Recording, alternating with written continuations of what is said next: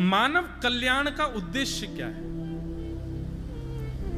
कभी स्वयं से प्रश्न कीजिए कि मानव कल्याण कैसे होगा?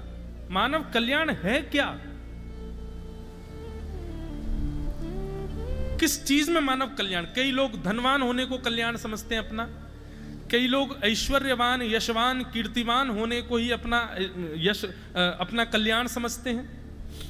अच्छी डिग्रीज मिल जाना, बहुत नॉलेजेबल हो जाना, बहुत सारे लोगों से संपर्क होना, राजनेताओं से उठक बैठक होना, कई लोग अपने लिए अलग अलग कल्याण का विषय समझते हैं। जो चाहते हैं वो मिल जाना, इसको कल्याण का साधन समझ लेते हैं। पर वास्तविक में मूल साधन एक वैष्णव के लिए, एक भक्त के लिए उसके कल्याण का साधन क्या है?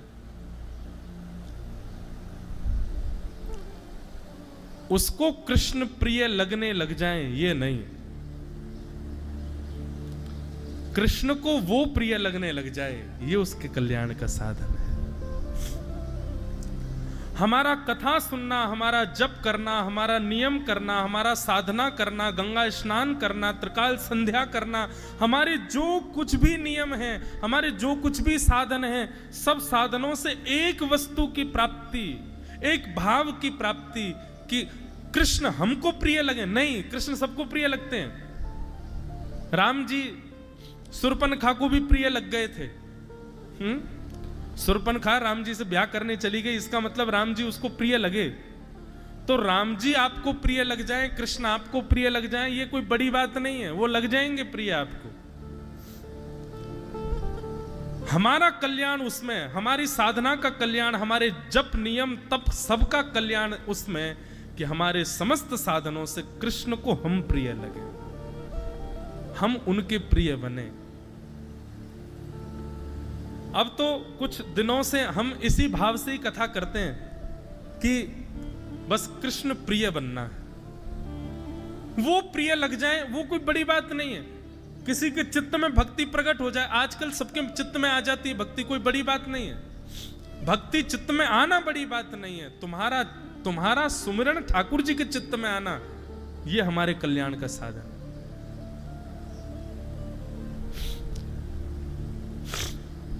आज जब सुबह महाराज जी त्र्यंबकेश्वर जा रहे थे, हम विलंब हो गए यहाँ पर, फिर आज इतना ट्रैफिक, तो अब ऐसा नियम रहता है कि कहीं धाम तीर्थ क्षेत्रों में कथा करने जाते हैं तो प्रयास करते हैं कि जितने दिन रहें उतने दिन रोज दर्शन करने जाएं। पहली बार ऐसा है कि त्र्यंबकेश्वर नासिक में आकर के नित्य दर्शन हम तो यहीं महादेव को देख लेंगे, पर मन में बार बार भाव आ रहा था, हे महादेव आप कैसे भी करके हमको थोड़ा समीप बुला करके दर्शन दे दो। आज हम आपके थोड़े समीप आ जाएं, तब समझेंगे कि आप हमसे प्रसन्न हो। आज महाराज जी मैं कहीं भी मंदिर में जाऊं ना, पहले कुछ सोच के जाता हूं। ऐसे रंग की पोशाक हुई तो समझ जाएंगे ठाकुर जी हमसे प्रसन्न हैं। आज ठाकुर जी ने ऐसी माला पहन रखी होगी तो समझ जाएंगे ठाकुर जी हमसे प्रसन्न हैं। आज यदि ऐसा कुछ हो गया तो हम समझ जाएंगे कि ठाकुर जी हमसे नाराज हैं। ये पहले ही चिंतन में सोच के चला जाता हूं मैं। तो आज जब त्र्यंबकेश्वर जा रहे थे, खूब गाड़ी भगा रहे थे हमारे जो चालक थे कि समय से पहुंच जाएं, ठाकुर जी का श्रृंगार प्रारंभ हो जाएगा। फिर स्पर्श का सबको अधिकार भी नहीं है, पर महाराज जी की आज्ञा से सबने थोड़ा कहा तो बोले ठीक है, थोड़ा समीप से दर्शन हो जाएगा। तो जैसे ही मन में भाव कर रहे थे कि हे महादेव, यदि आप वास्तव में हमारे 1 मास की कथा सुनने आएंगे तो आज अपने गर्भगृह में बुला के हमको दर्शन देंगे, और यदि दूर से ही दर्शन करवा दिए, गर्भगृह बंद हो गया, तो हम समझ जाएंगे कि आप ये कह रहे हो कि तुम कथा सुनाओ, सबको सुनाओ, दत्त भगवान को सुनाओ, जाओ, हम नहीं आएंगे कथा में। पर जैसे ही मंदिर पहुंचे, पुजारी जी ने हाथ पकड़ा, ले करके सीधे महादेव के सामने बैठा दिया। बोले लो महाराज। और एक मुद्रा, ये मुद्रा है त्र्यंबकेश्वर भगवान को प्रणाम करने की। इससे महादेव का स्पर्श, इससे नारायण का स्पर्श, इससे ब्रह्मा जी, तुरंत मुद्रा बनवा करके बोले लीजिए प्रणाम करो महादेव को। मन इतना आनंदित होने लगा मानो महादेव कह रहे हो। बोले अकेले नहीं आएंगे, पूरे परिवार सहित आएंगे कथा सुनने। 1 मास की कथा में खूब आनंद करेंगे। आपको हमने ही बुलाया है, खूब भाव से कथा सुनाओ, हम बड़े प्रसन्न हैं। अच्छा चलो ये हो गया। अब इसमें हमने ये सोचा हम तो वीवीआईपी बन के आ गए तो मिल ही गया। रुद्राभिषेक पूरा नहीं, 16 मंत्रों से यदि कोई जल चढ़वा दे महादेव के ऊपर तो हम समझ जाएंगे कि नहीं, महादेव पूरी मोहर लगा रहे हैं कि मैं आऊंगा ही आऊंगा। हमारे साथ मंदर जी भी थे, कोई ऐसा क्रम पहले से नियुक्त नहीं था कि अभिषेक होगा, बस जल चढ़वा दिया था पर 16 मंत्रों का उच्चारण नहीं किया किसी ने। अब जैसे दर्शन करके हम बाहर आ गए, हमने कही नहीं, महादेव ने कह दिया बोले बस अब इतने में ही भूल जाओ तुम कि हमने तुमको बुला लिया है, अब अभिषेक वगैरह तो नहीं होगा। पर जैसे ही बाहर गए तो बाहर महाराज जी के कृपा पात्र एक पंडित जी वो आके बोले महाराज जी आप आसन पर बैठ जाओ, हम यहीं रुद्राष्टाध्याय का पाठ कर देते हैं, आप जल का स्पर्श कर दो और रुद्राष्टाध्याय संपूर्ण पाठ करके हम आपके हाथ से छुआ जल ले जा करके त्र्यंबकेश्वर भगवान का अभिषेक कर देंगे। दूसरे भाव की पूर्णता 15 सेकंड नहीं हुए, उतने में तो पूर्ण हो गई। तुरंत मुझे बैठा करके कलश पकड़ा करके स्पर्श करा करके पूरा रुद्राष्टाध्याय 16 मंत्र, मैं तो 16 मंत्र सोच रहा था, संपूर्ण 8 अध्याय का ब्राह्मण देवताओं ने पाठ किया, हाथ से जल ले जाकर के त्र्यंबकेश्वर भगवान का अभिषेक किया। मानो मोहर लगा दी महादेव ने, बोले हम आएंगे आएंगे आएंगे, निश्चित आएंगे। कथा तो हमारा कल्याण किसमें है? हम कथा इसलिए सुन रहे हैं, हम इसलिए जप नियम तप साधन कर रहे हैं। हमारा कोई भी नियम हो वो इसीलिए है, कल से महाराज जी की आज्ञा से कुछ नियमों का पालन होगा। एक ही कामना है कि बस कृष्ण को प्रिय लग जाए, कृष्ण को भा जाए, हम कृष्ण के प्रिय हो जाएं, और कोई अभिलाषा नहीं चित्त में। यही मानव का कल्याण, एक वैष्णव का कल्याण का साधन है। इसी के लिए कथा सुनिए। सौनकादि ऋषियों ने नैमिषारण्य क्षेत्र में सूत जी महाराज से प्रश्न किया, श्रेष्ठ से श्रेष्ठ मानव कल्याण का साधन बताइए। हाँ हाँ, आप जिस भूमि पर बैठे हैं, ऐसे महाराष्ट्र की भूमि पर श्री नामदेव जी महाराज, संत श्री तुकाराम जी महाराज, श्री एकनाथ जी महाराज, श्री ज्ञानेश्वर जी महाराज, श्री जनाबाई, कैसे कैसे भक्त हुए इस भूमि पर। इनको कृष्ण प्रिय थे, इनको पंडरीनाथ प्रिय थे? नहीं, पंडरीनाथ को ये प्रिय थे। नामदेव जी, तुकाराम जी, ज्ञानेश्वर जी, जनाबाई, इन सबको ठाकुर जी प्रिय थे, ये बात नहीं है। ये ठाकुर जी के भक्त थे, यह भी बात नहीं है। ये ठाकुर जी को प्रिय थे और ठाकुर जी इनके भक्त थे, ये बात है। हमारे उत्तर भारत के एक संत की कहावत है, कितना भजन करो? बोले इतना भजन करो कि मेरा सुमिरन हरि करे। मैं हरि का सुमिरन करूं नहीं, मेरा सुमिरन हरि करें, मैं पावा विश्राम। ठाकुर जी मुझे याद करें, इसमें हमारा कल्याण। जनाबाई की इतनी चर्चा सुनी कबीरदास जी ने।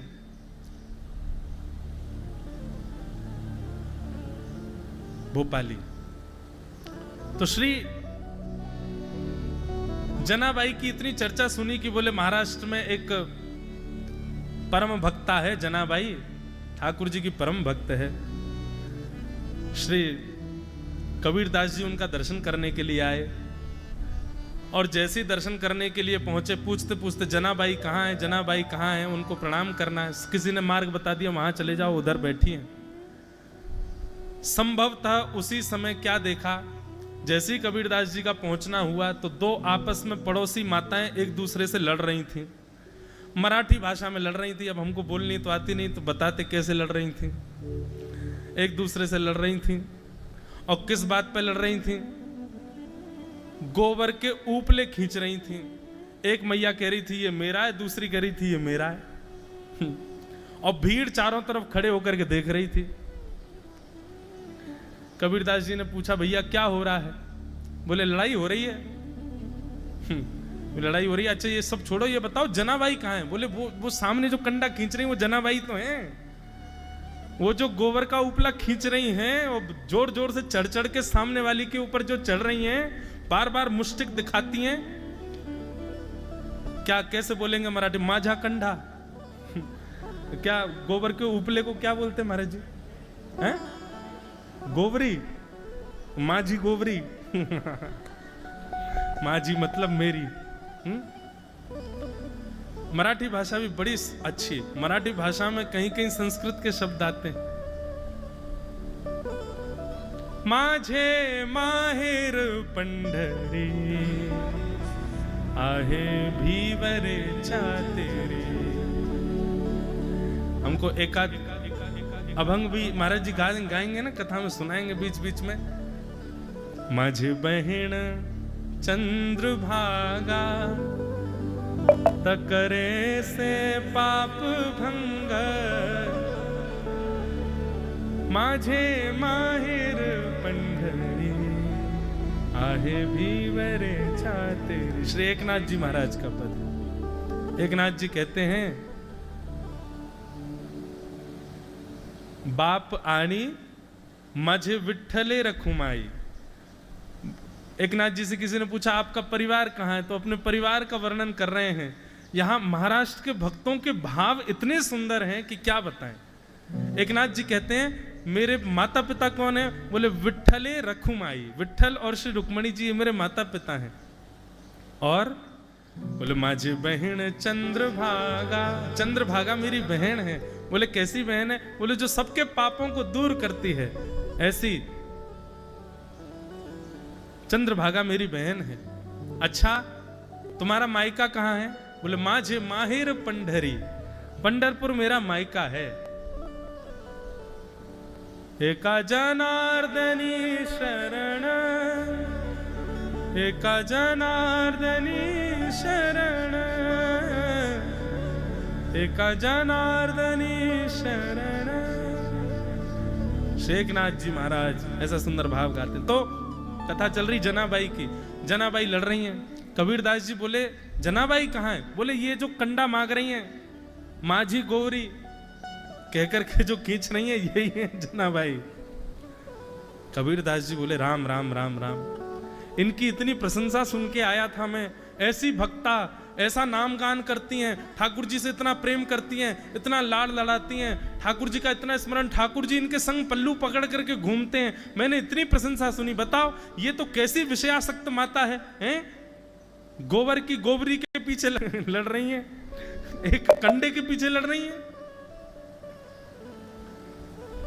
कबीरदास जी के मन में संशय आ गया, ये भक्त कैसे हो सकती है भगवान की? तभी कोई बुद्ध पुरुष गया, उसने जाकर के, कबीरदास जी गए, कबीरदास जी जाकर के बोले मैया आप इतना भजन करती हो, इतना कीर्तन करती हो, इतनी बुद्धि नहीं आई आप में? बताओ गोबर के कंडे के पीछे लड़ रही हो। अरे छोड़ दो, गैया रोज गोबर करती है, फिर से थाप देना, दूसरे हो जाएंगे, काहे को लड़ रही हो? एक आध दो गोबर उसने तुम्हारे ले भी लिए हो तो इसमें लड़ने की क्या बात है? जनाबाई बोली नहीं नहीं नहीं, ये वाला गोबर मेरा है, ये वाला गोबर का उपला मेरा है, वो वाला मेरा है, और वो कोने में जो पड़ा है वो वाला मेरा है। कबीरदास जी बोले तुमको पहचान कैसे कि तुम्हारी है? अरे गोबर के उपले एक जैसे दिखते हैं, तुमको कैसे पता कि तुम्हारे यहाँ की गैया का गोबर का उपला कैसा है? जनाबाई ने एक कंडा उठा करके दिया और कबीरदास जी से बोला इसको कान पे लगाओ। कबीरदास जी ने कान पे लगाया। बोले कुछ सुनाई दिया? बोले नहीं। अब ये मेरा कंडा है, इसको कान पे लगाओ। जनाबाई का कंडा जैसे ही कबीरदास जी ने कान पे लगाया, विठ्ठल विठ्ठल विठ्ठल विठ्ठल विठ्ठल, कंडे में से ही सुंदर ठाकुर जी का नाम गान प्रकट हो रहा था। श्री कबीरदास जी के नेत्र सजल हो गए, चरणों में गिर गए, मां मुझे क्षमा कर दो, मैं आपके रूप को नहीं जान पाया। अरे मैं तो सोच रहा था कैसी विषयासक्त माता, विषय भोग, विषय संसार की छोटी सी वस्तु के ऊपर लड़ रही है, पर आप तो ऐसी भक्ता हो कि विषय का स्पर्श कर दो तो वो विषय भी भगवान का भोग बन जाए, भगवान का प्रसाद बन जाए। आप तो वो मैया।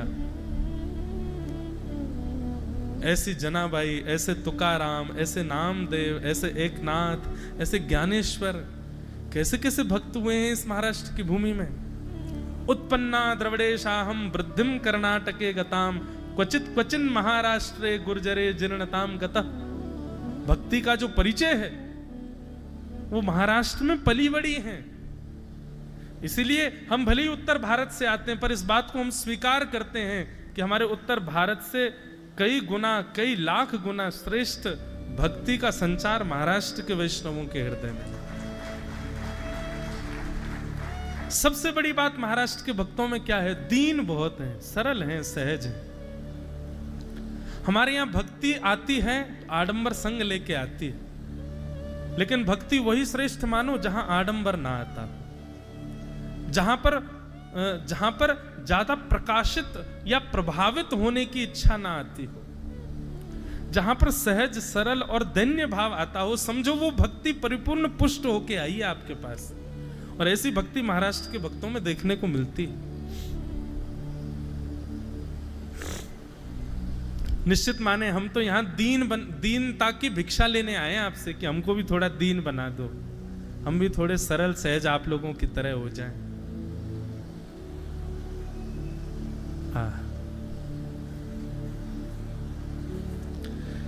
ऐसी तो क्या विषय चल रहा था?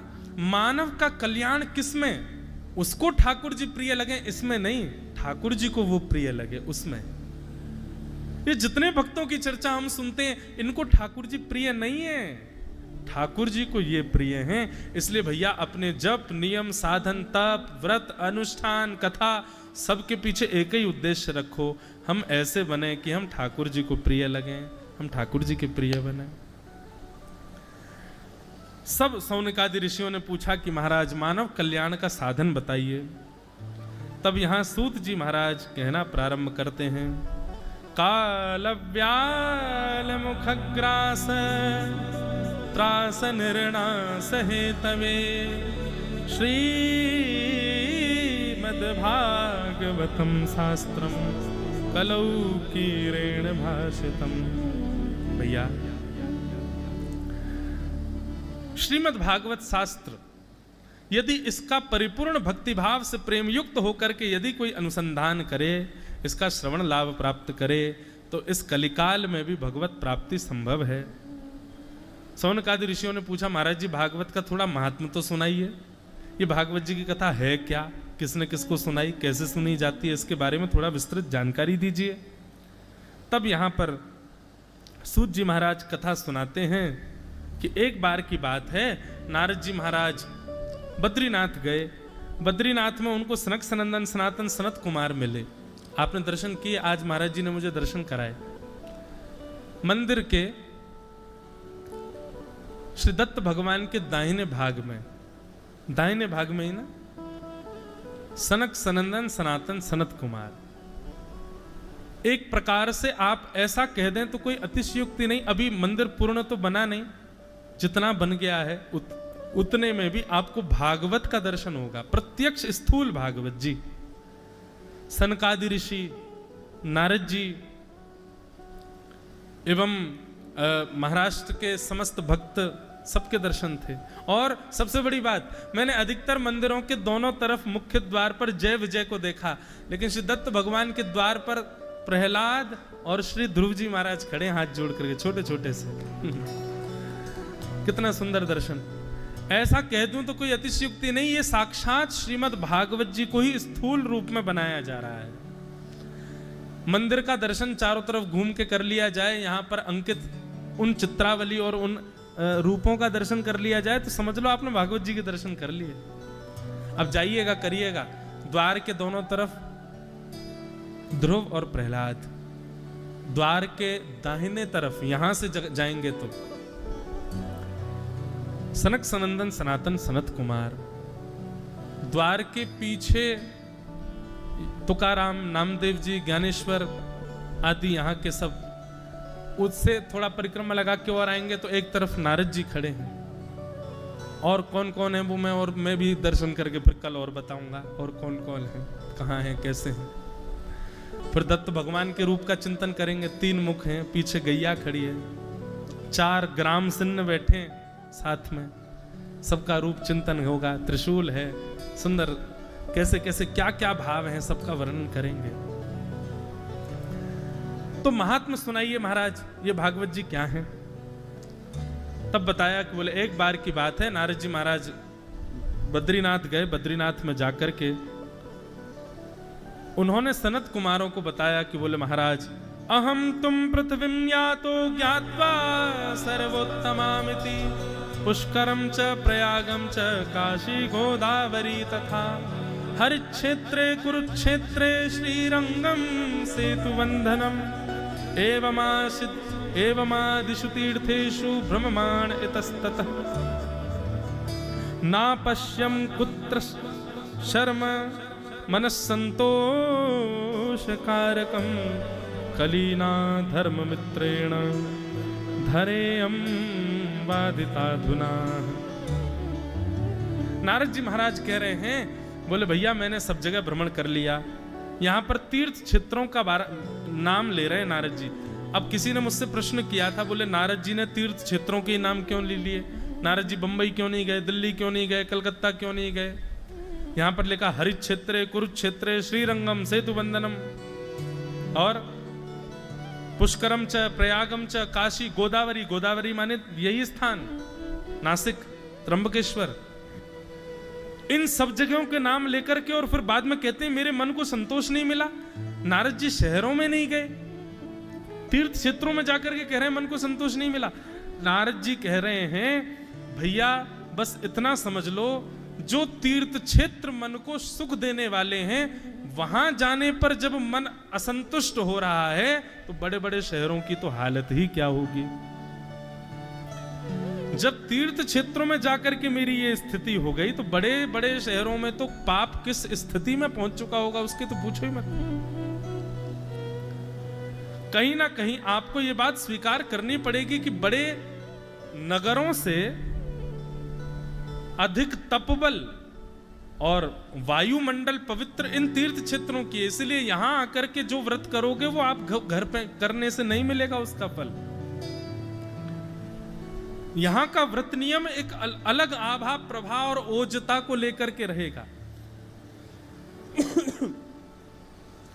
नारद जी महाराज बोले भैया कलयुग ने सबको अपना मित्र बना लिया है, कलयुग सबके ऊपर सवार हो गया है। आदि आदि कलयुग का वर्णन करते हुए नारद जी बोले मैं घूमता घूमता जैसे ही वृंदावन गया, वृंदावन में मैंने क्या देखा, एक युवती परम सुंदरी बैठी है और उसकी गोद में 2 वृद्ध लेटे हैं। उस युवती ने मुझे तुरंत रोका और रोक करके कहा भो भो साधो क्षणम तिष्ठत मच्चिंतामपि नाशय दर्शनम तव लोकस्य। हे साधु आप रुकिए, मेरी चिंता का विनाश करिए। मैंने पूछा हे सुंदरी तुम कौन हो, रो क्यों रही हो, तुम्हारी गोद में 2 वृद्ध क्यों हैं? तब उस सुंदरी ने अपना परिचय देते हुए कहा अहम भक्तिरतिख्याता इमो में तनयो मतौ ज्ञान वैराग्य नामानो काल योगेन जर्जरो। मैं भक्ति हूं और ये दोनों मेरे पुत्र हैं ज्ञान और वैराग्य। वाह, कलयुग के प्रभाव से मेरे दोनों पुत्र जर्जर हो गए हैं, जीर्णता को प्राप्त हो गए, पर मैं अभी भी नवीन एव बनी हुई हूं। क्यों? वृंदावन पुनः प्राप्य, वृंदावन आकर के मेरा स्वरूप तो नवीन हो गया, पर मेरे पुत्र अभी भी वृद्ध हैं। क्यों? क्योंकि लोगों में भक्ति भाव प्रेम तो बहुत है पर ज्ञान और वैराग्य नहीं है। इसलिए बंधु एक बात सदैव याद रखिएगा, मां प्रसन्न तब रहती है जब पुत्र प्रसन्न हो। यदि आप स्वयं को भक्त कहते हैं पर भक्त कहने के बाद भी कहीं ना कहीं आप विचलित हो, आप अपने चित्त से अस्वस्थ हो, आप कहीं ना कहीं आपकी बुद्धि कुंठित रहती है, असमंजस में रहती है और आप अपने आप को भक्त कहते हो, तो निश्चित है कि आपकी भक्ति प्रसन्न नहीं है। और भक्ति की अप्रसन्नता का एक ही कारण है, ज्ञान और वैराग्य की शून्यता, उनकी सूक्ष्मता। भक्त का स्वरूप कैसा होता है? जहां ले चलोगे वहीं मैं चलूंगा,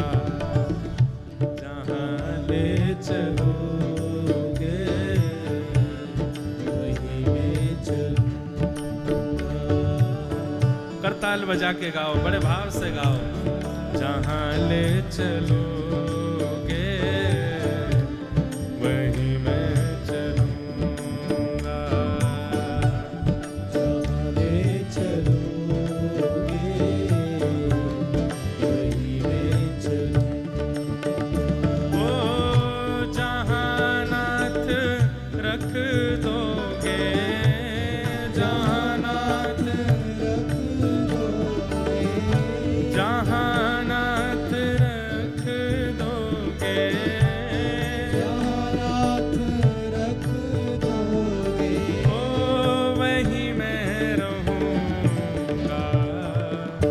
जहां ले चलोगे रहूंगा। जहाँ ले चलोगे वहीं मैं चलूंगा।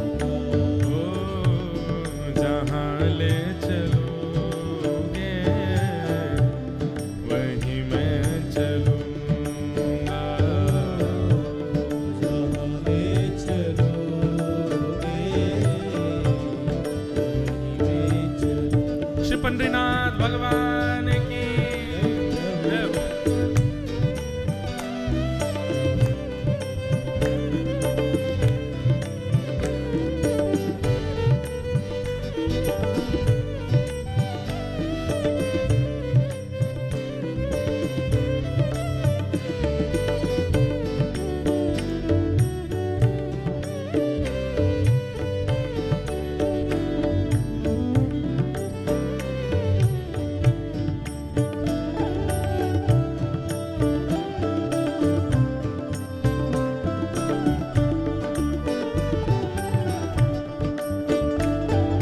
कोई शिकायत नहीं होती।